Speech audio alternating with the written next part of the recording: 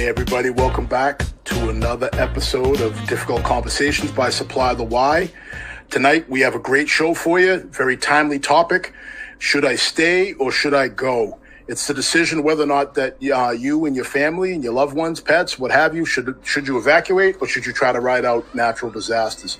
So this is all based on a post that I put out about a week ago on all the social media platforms that Supply the Why is on, regarding a conversation I overheard where people were debating what to do in these circumstances and you know, what's the perfect answer.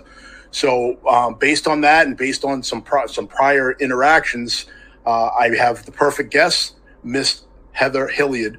Let me go ahead and get her up. Hey, Heather. Hey, Dean, how you doing? I'm doing very well. Just wanted to have you come on and just kind of share your knowledge, share your wisdom, and just maybe if you could tell everybody a little bit about yourself and why you're the perfect person to have on the show to have this conversation with. Sure. Well, I want to thank you for having me. This is very timely. I am not only a certified emergency manager, but a certified floodplain manager. I live and am based in New Orleans, and currently I am in Florida responding to issues from Hurricane Ian. So I have been through, some of the worst storms we've had as a first responder, starting my career in EMS, moved into emergency management, got master's degrees, and continue to want to help my community. And now I'm doing it around the country. As a consultant, I left government work and I'm doing consulting so that I can take all the things I learned from all the bad things that have happened in New Orleans, from weather events, from marsh fires, from chemical accidents, train derailments, tornadoes, believe it or not, too. We've been hit a few times, and bringing it elsewhere. And that post that you had the other week really hit home. And I think I told you behind the scenes, for me, it's a hard choice for people, but I'm going to keep saying the same thing and promote evacuation. There are different ways to do it, different support systems, because if you get one person to evacuate, just like the starfish you throw back in the sea, you can save that one. And we've had, just devastating loss of life here in Florida. And I'm going to keep saying that same message. Let people help you if you need the help. Evacuate. That's the best course of action, not only for you and your loved ones, but also for first responders that are responding to a disaster. All right, so let's dive in here. All right, so let me get out my fork and knife. So we're talking about, should I stay or should I go? So I'm going to devil's advocate you a little bit here, because clearly people are going to say, of course you say evacuate. You're an emergency manager. It's what you planned for. It's your big game, so to speak. So let's talk about some of the things that you hear as to people, as the reasons why people refuse to evacuate. So one of the big things that I know I hear a lot is, I have pets. I can't leave my dog, my cat, whatever. So talk to us a little bit about pets, people with pets, and what kind of resources you have in place for them. Sure. So every jurisdiction is different around the country. Municipalities, counties or parishes, and states have evacuation plans and mass care plans to support you if you need assistance. So part of the pet factor is, I don't have the money to send my pet off to board. I don't want to be separated from my pet. But in New Orleans, after Katrina, the first disaster storm we had was Hurricane Gustav. And we created the city evacuation plan, where we had pets evacuating as well. Municipalities and parishes or counties have places typically contracted elsewhere in the state or with other states through mutual agreements to send you and your pets. So if you have a cat, put it in a carrier, you can take it with you. That may predetermine which place to which you're evacuating, which shelter, if you need that support. If you have dogs, put them in a hard crate so that they can go on transport too. We've learned the hard way, and we keep learning. We keep getting better. Don't send pets one way and people the other. Try to keep them co-located, or put a pet carrier transportation that follows the people carrier to go to the same destination so that you can be reunited with your pet. It's stress for you and for your pet. So Heather, let me jump in real quick. So suppose somebody says, hey, listen, I don't have hard cases and carrying cases for my pets because we don't ever go anywhere. We don't go on vacation. Are there places that donate this type stuff? And what happens in cases where people say, listen, I don't have it, so I don't have the ability to put my pets in this stuff? So that's another thing that municipalities or parishes, states will do. In New Orleans, the LASPCA has a partnership and agreement to help support those things. We do have other organizations that come in that also do support for evacuations, that they can come in early and help transport your pets to the safe sheltering, or just transport them if you can't go with the pet, taking care of them and then reuniting with you after the storm. All right, fair enough. So we addressed the pet thing. Another thing that we hear a lot is, I have a sick relative. They're bedridden, or they rely on oxygen or electricity in some cases. What do you say to folks in those cases that have serious medical conditions and might not have the ability, at least they believe they don't have the ability to evacuate? I'll start with a bad rainstorm that knocks out electricity, because you don't need to have a hurricane to lose power. Many places, like we do in the New Orleans region, have a list so that we know who is homebound, who is oxygen dependent, so they need electricity for that oxygen concentrator. And we will do welfare checks, either by phone or sending personnel, first responders out to see if they have a generator at the house, if they have portable oxygen tanks. We have been known to trade out their oxygen so that we can rotate it for them in an event of a storm, not even just a hurricane. When you elevate to something like a hurricane status, where you may have somebody that's wheelchair bound and family members can't transport them in a private vehicle, or they don't have a vehicle, which is frequently the case.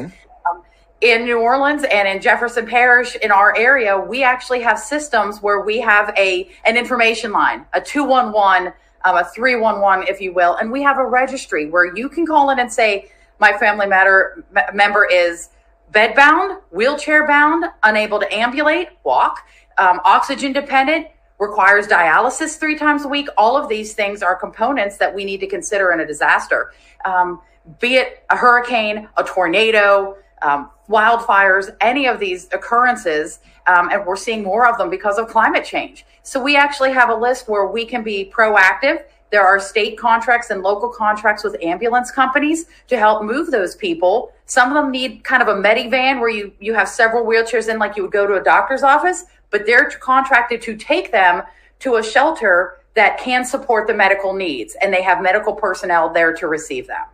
All right, outstanding. So I'm going to hit the chat real quick. We have a couple folks that are happy that we're having this conversation. So John says, very timely topic, Dean. Rode out the storm in my Cape Coral, Florida home. Additionally, I work on Fort Myers Beach. My wife works for Wink News and was on Centibel during the storm. So it sounds to me, John, like you were deep in it, and I am glad that you made it through, because it looked like it was hairy down there for a little bit. The next comment is from Ashley. Ashley, this looks like one of those old multiple choice A through J type questions. So let's see. Let's go through this. So she says, how can we ensure local level emergency management agencies are creating plans and providing resources for transportation and shelter support? Currently, there are no professional emergency management training standards or requirements to ensure that this occurs. There is also a lack of review and accountability of places that do not have them or have outdated plans. So, Heather, that's all you. Go ahead, jump in there. All right, I'm going to start with the last part first, and Ashley is a fellow CEM. I want to say that some jurisdictions, like in New Orleans after Hurricane Katrina, have put in legal requirements that evacuation plans for nursing homes are there, and they are reviewed every year. As you know, with Ida, in the state of Louisiana, we had some not great outcomes, and there was prosecution for alleged whatever. I'm not an attorney, so I won't go whatever that word choice is. But we have those things that they are in place. The state has to review certain plans for nursing homes, but that is a state by state or county city requirement. So there are some. Another outlet, as Ashley may or may not know, is at the International Association of Emergency Managers, which accredits us internationally with our emergency manager certification that she and I both have. We have committees. We have a diversity committee on which I sit to make sure that it is equitable discussion and access to evacuate people, that not only certain nursing homes get that second eye or that wink wink so that they get out of plans. So we have committees that are looking to structure that more fully. And then the third thing, which was her first point, is how do we ensure this happens? We do that because we are a community of emergency managers that can network and support one another. If you don't have a plan, or you have a friend who doesn't have a plan in their community, ask somebody who does. Look at the Gulf Coast region. I right now am on the west side of Florida doing response and recovery work. Ask one of us that has a plan. If you get hit hard, you rewrite that plan after every storm with an after action report and an improvement plan. We will share them. That's a great way to do it. So you don't have to create the wheel. You might have to refine the wheel for your community, but we absolutely should be talking about this. We have it at the conference coming up soon for IAEM. Certified floodplain managers too. We're starting to cross fertilize our mitigation efforts, things that we see that really need to be done. So it's the old phone a friend. Really do that. That's what our network is all about, which, as Dean, as you know, is how we connected to begin with. Yeah, absolutely. Absolutely. So I want to circle back to something you said that I thought was very interesting. You talked about a diversity committee you're on. Yes. And so what would you say to folks that don't feel like the response would be equitable, be it based on race, being based on economics? I have to believe that there's a decent amount of folks that feel like, well, nobody cares if this hits me anyway because I'm poor or because I belong to this group or that group. Do you run into that? And if so, what do you do and how do you mitigate that? So I have a unique situation. You and I look different. I live in a community where I'm in a minority. So I have a different perspective. And the way that I believe and that I act is you have to be the change. So if I think that there's something inequitable or I don't think that everybody's getting the fair shot, I will speak up. I put my energy towards that. I listen to the community when they're saying, we live, and I'll give another New Orleans example. We live on top of an old waste dump. Somebody needs to move us. Rig the system and put this working Black class community on a dump site. The EPA and the city of New Orleans have heard that argument finally and are moving them and paying for them to move. Change can happen. It does not happen quickly, but you need to get involved in committees. You need to read research like Dr. Junia Howe, who has put together research that shows after disaster, really wealth is decreased for Black families. We need to go back to the institutions that have created that and make the change so that we can take out of that inequity. Look at how to make justice come about. Look to ensure everybody has a seat at the table and is heard. You cannot give a token seat just to say you have somebody there. We really need to work on that, and you need to find somebody that can be your voice. So while we're on that subject, but do you hear that as an objection as to why people might not evacuate or why people might stay? They might feel like, I'm not going to go to some place. It's going to be, like some horror show shelter or something like that where I'm going to get robbed, beat up, things like that. Are those some of the objections that you see? Heather, you there? Oh, you froze for a little bit there. No, I'm back. Okay. Sorry about that. Do you need to repeat? Okay, go ahead. No, I got it. We do hear that. You don't care about me. The establishment of government doesn't care about me. So after Katrina, we made sure to put in evacuation points looking at where is mass transit? What is the income of the population? Where are there no cars? Where is there a high density population within a home? So there's more people, meaning multi-generational or larger family units living together. You really need the community involvement and you need to use data. So it depends on where you are. People don't care about me. I'm low income. You don't see me. And we have to, as emergency managers, make the effort to be inclusive, to make sure we're listening to everybody and that we are putting resources where the needs are. So we do hear that. 200 years is a long time to make a change. We need to do it. So it's not going to happen overnight, but with every event, we are making it better, seeing what works well, and taking best practices from other places to leverage.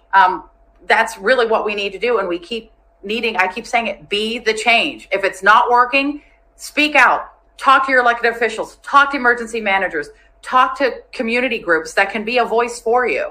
we do hear them, and elected officials do listen. All right. So my next question is this. How do people go about finding these resources? So we spoke earlier about all these things that you have in place, these great programs you have in place that you can take advantage of before the storm hits, as far as specialized evacuation plans for pets, for people that are seriously infirm. How would one even go about finding these? Because not everybody's computer and tech savvy. Right. And we recognize that. So as public information officers or public affairs personnel, given your background, we look at this and say, how do you get the message out? People do still read the newspaper. Believe it or not, there's this print thing that used to come to the door every day. And we make sure to advertise in that. We do mailers. We do doorknob hangers and go around to the areas that need the information. So it's at their house. We have town hall meetings. So it's not just all Facebook, Nextdoor, Instagram, Snap, Twitter. It's not all based that way. The people who hear those messages, honestly, sometimes we target the teenagers too, because if you are more affluent, you may think, I have the means to ride out the storm. I don't need to go anywhere. Yes, you do. You need to be out of the way of the first responders.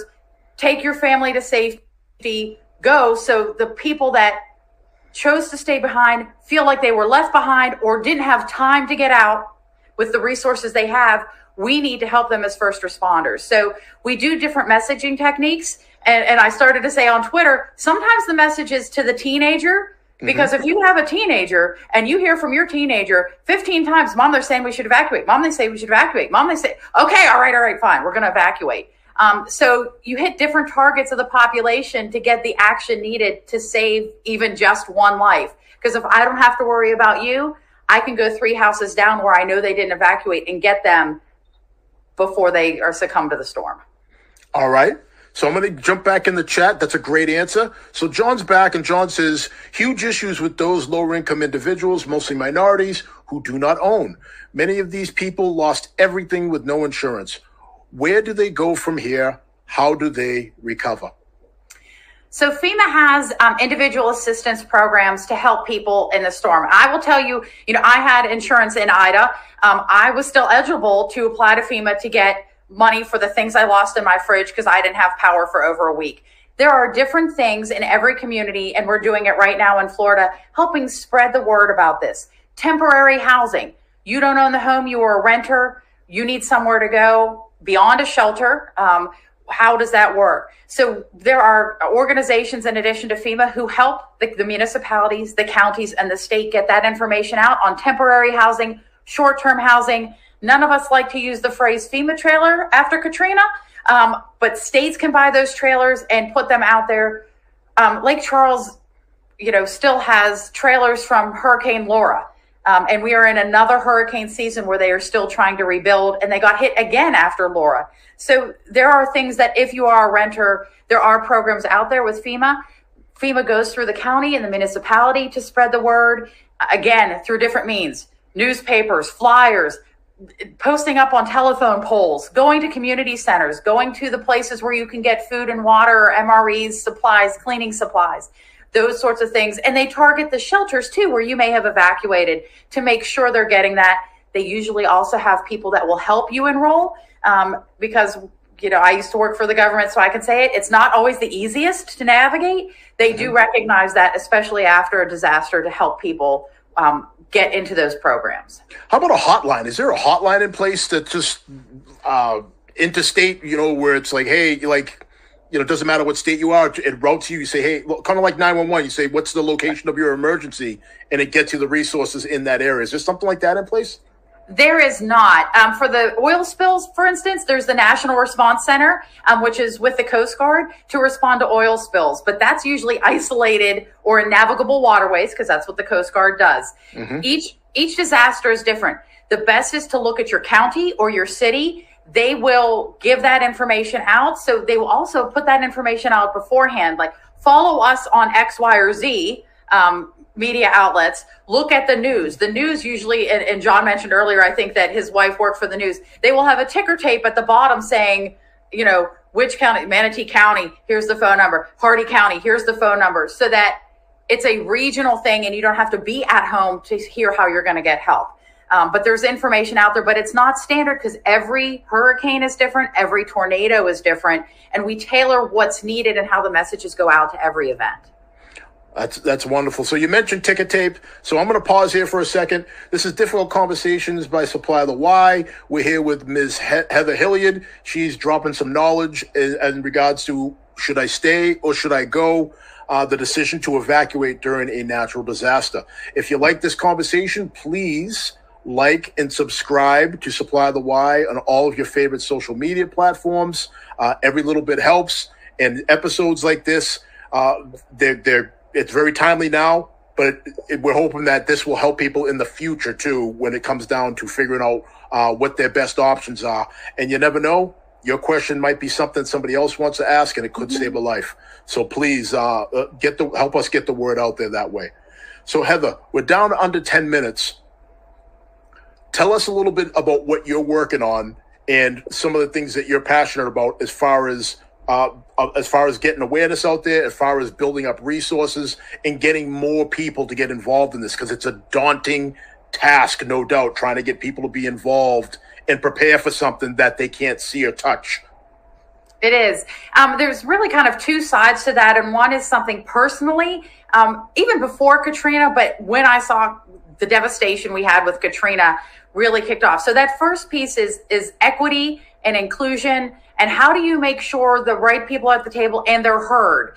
So looking at lots of different data sources and socioeconomic status, where people are. Part of my floodplain hat that I wear really has seen that lower income people, particularly of non-white status, are relegated to purchase suboptimal property. And that's a very academic way to say they get the stuff that the people with money don't want. And it's typically in floodplains. Beachfront property is high dollar, but just behind it is usually where the surge comes in and it sits. There's also, in the marshes and when we get surge in Louisiana, a lot of those folks were fishers or oyster men and women. That it's really a different kind of life and job style that they depend on that natural resource that can also take their life.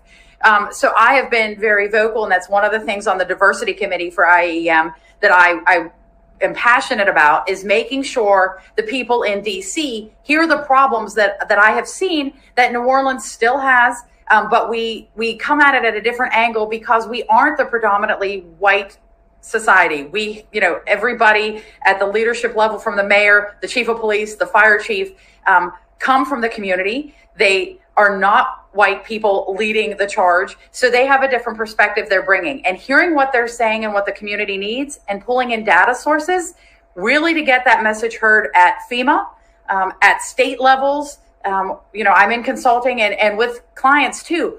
FEMA is putting in diversity requirements, disadvantaged community requirements for grants. So if we can help a community that we're assisting with grants or assisting in recovery and say, we know what used to be here, let's show that data and how we can help leverage and get more money for that community to raise houses, to build a different, perhaps a solar, a green infrastructure system, to look at stormwater differently and how you do detention and retention ponds instead of just pumping it away to flood some other community, those sorts of things. So that's kind of part one.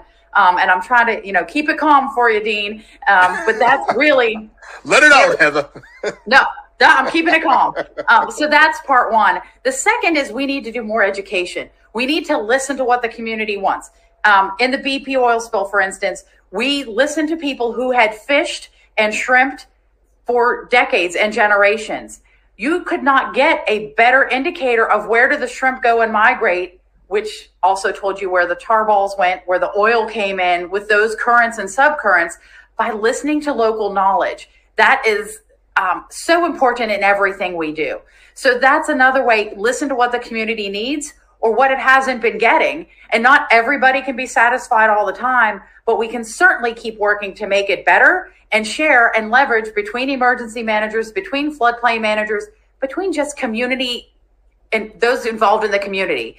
That here's what worked for us, here's what didn't, don't try it again. But looking at that, we really need to listen more and take that data and show the government that has these federal grants that are meant for these sorts of things, how we can make it better based on fact rather than complaint, squeaky wheel, things people don't want to hear, or politics. We really need to get beyond that to work forward. That's a fantastic, very comprehensive answer there, Heather. So I'm just gonna ask you something real quick, and then John's got a statement in the chat I want to get to. Talk to me in about 60 seconds or so. What is the collaboration like between the different stakeholders and the different first responders? Because I know in some areas, believe it or not, in the North, sometimes it's like you stay in your sandbox, I'll stay in mine. So is it like that there? Are you able to work seamlessly with the police, the fire department, the hospitals? Tell us a little bit about that process. There are always intercommunication challenges. It is not always smooth. You have people who have their own personal or professional agendas for their entity, their organization, their agency. We're better about getting around that. The more disasters you have happen to your community, the better you are at listening, because you do not want to repeat. Surprisingly, that makes sense. You know, that's less. I think the first year of COVID, we stood up our EOC 8 times. I think we only got in the cone actually 4, but we stood up 8 times. So what does that mean? Can you say that in regular speak? Okay, what does that mean to us normal folks? So, and you folks who don't get hurricanes, that meant we were on that cone of uncertainty 8 times in the summer of 2020, between May 15th is the soft opening of hurricane season, June 1st and November 30th. 8 storms in the Gulf could have come at us, and we stood up. And we don't start the conversation when that cone hits in our area. We actually start the conversation well before. We know the players. I'm not going to call you for the first time and say, hey, I hear that you're with the power company. Can you come to my emergency operations center to help? Because if that's the first time you're having the conversation, you got a world of problems coming. We need to communicate early and often, teach each other what we do, and share the resources, which, again, if you're hit often, you learn how to do that to lift the community, to make it better for individuals. It doesn't happen always well, but we're always trying, and we're working towards it. And police and fire as well. You're able to yes. to get them involved in the conversation. So emergency operations centers have positions, and they're called emergency support functions. They have one for police. They have one for fire. They have one for EMS and public health. There are 15 different seats at the table. 16 in Louisiana because of cyber. We've created that with the National Guard. But there are 15 different positions at the table, in addition to operations that happen, in addition to, planning, the administration and finance, those sorts of things. There are all these people that come with a stake in the game. Utility companies don't want you to be mad at them because they didn't participate in early conversations. They will be there. Trust me. They will make sure to have somebody there with you. Police and fire as well. EMS. We work together very well in storms. Even when it's a private EMS company, or, there's we have multiple police jurisdictions down here. We'll come together to make sure that we're supporting one another to keep it the least bad as possible. And that involves getting people out when we say. All right. Well, fair enough. We're down to about 90 seconds here. John says a hotline would be helpful. Teams of people who get out into these disasters to provide valuable recovery information would also help. I've met lots of people who do not even know where to begin. And I'd say amen to that. And then, John, I know that you that this comment means a lot to you from your former job, what you did before, because in law enforcement, this is a critical component, which is you build relationships in your communities before something bad happens. That way, when you go back and ask people to trust you, there's a foundation that you can build from. It's not just just in it's not like a cold call, so to speak. It takes 6 times for research has shown this, 6 times for somebody to hear something before they believe it. If you wait till 3 days before a storm, you don't have 6 times to share. So you have to have the conversation all year long, not just in hurricane season, not just in wildfire season, not just in tornado season. You need to be educating constantly, using community emergency response teams, which are volunteers that are trained to go out. And you don't have to do it alone as emergency manager. Like I said earlier, reach out, have others help you be the change. All right. Heather, really quick,